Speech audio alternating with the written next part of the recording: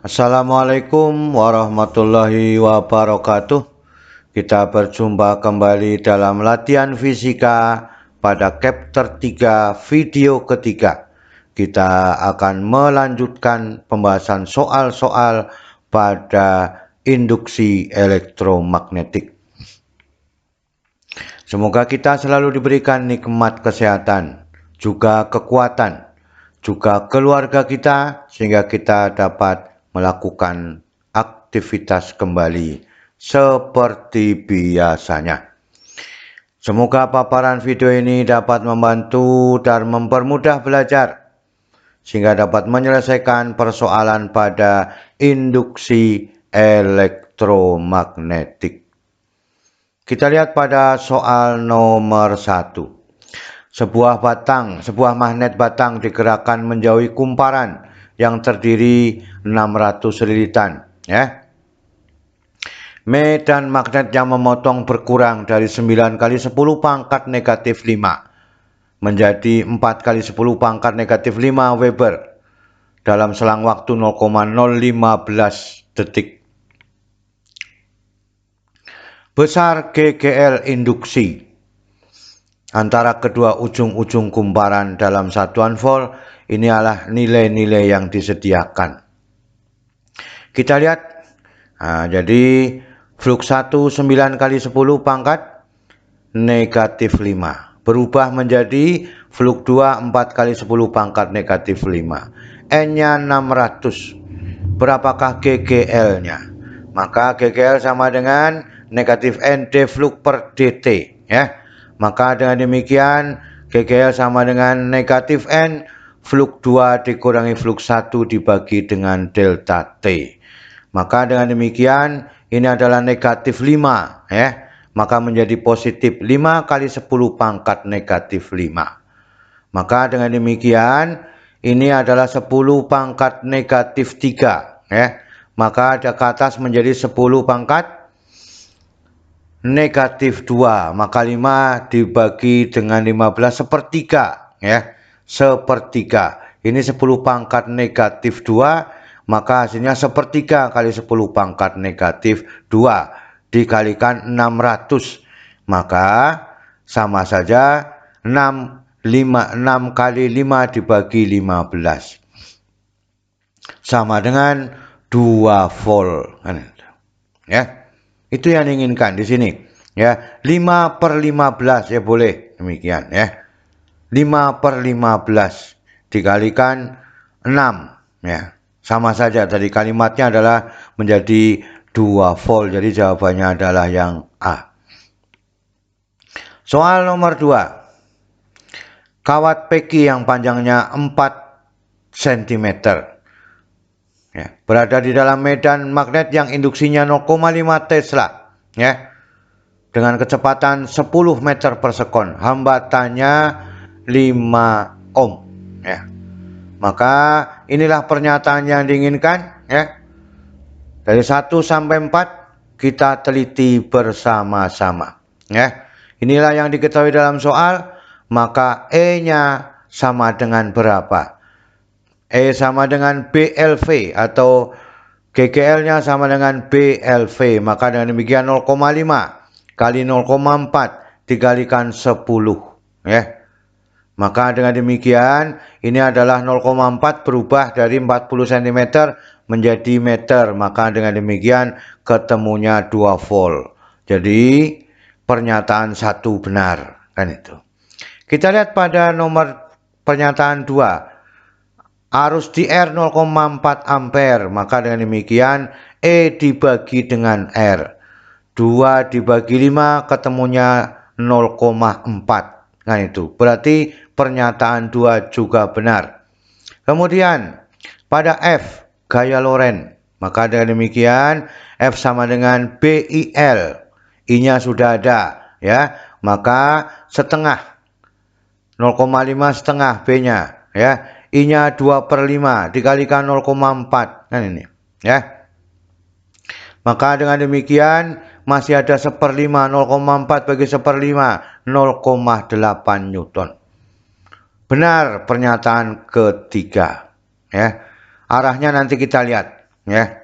Sementara demikian, kemudian P bertanda negatif, Q bertanda positif. Apakah demikian kejadiannya? Kita lihat, V-nya ke kanan, B-nya memasuki bidang, maka arusnya adalah dari Q ke P, maka P-nya itu bertanda negatif, yang potensial tinggi adalah adalah pada Q. Q positif menjadi P-nya negatif, maka arusnya mengalir ke P atau ke atas, gayanya ke kiri. Jadi nomor 4 benar, maka keseluruhannya adalah benar. Maka dengan demikian jawabannya adalah yang E. Jadi begitu cara menyelesaikannya, ya. Ini hukum ohmnya, ini rumus gaya Lorentz-nya, ini rumus GGL-nya, ini cara penentuan arahnya, ya. Kita lihat pada soal nomor 3, ya. Perhatikan gambar di bawah ini adalah kumparan, ada magnet, ya. Yang dihadapi kumparan adalah kutub utara, kemudian mau mendekati kumparan, ya. Maka dengan demikian lebih tinggi X, ya, dan semakin berkurang. Lebih tinggi Y semakin berkurang. Lebih tinggi Y semakin mengecil nilainya. Lebih tinggi Y semakin besar, ya. Lebih tinggi X menjadi semakin besar. Kita teliti satu persatu. Batang magnet dengan kelajuan konstan mendekati kumparan ini, ya. Maka dengan demikian, ya, titik Y potensialnya lebih tinggi daripada potensial X-nya. Maka dengan demikian, ya, kita lihat prosesnya.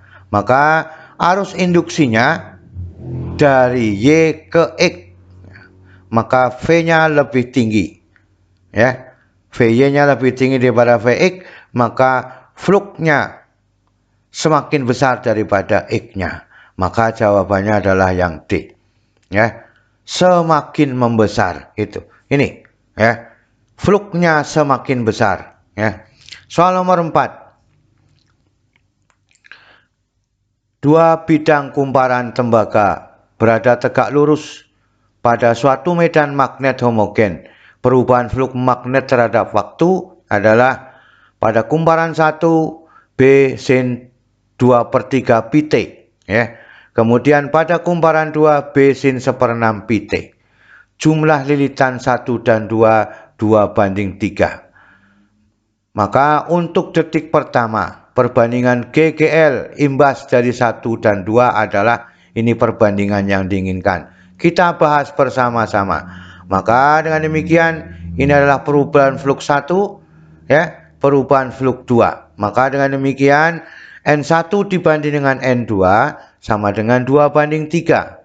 Berapakah GGL 1 dibanding GGL 2, ya? Ini persamaannya N delta fluk per dt. Maka dengan demikian, ya, detik pertama ini delta T1 delta T2, ya. Jumlah N-nya berbeda, jumlah fluknya juga berbeda, maka yang sama adalah waktunya, ya. Maka N12, N23, ya.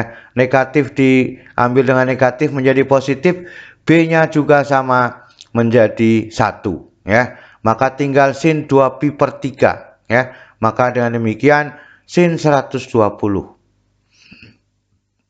sin 30. Maka dengan demikian, ya,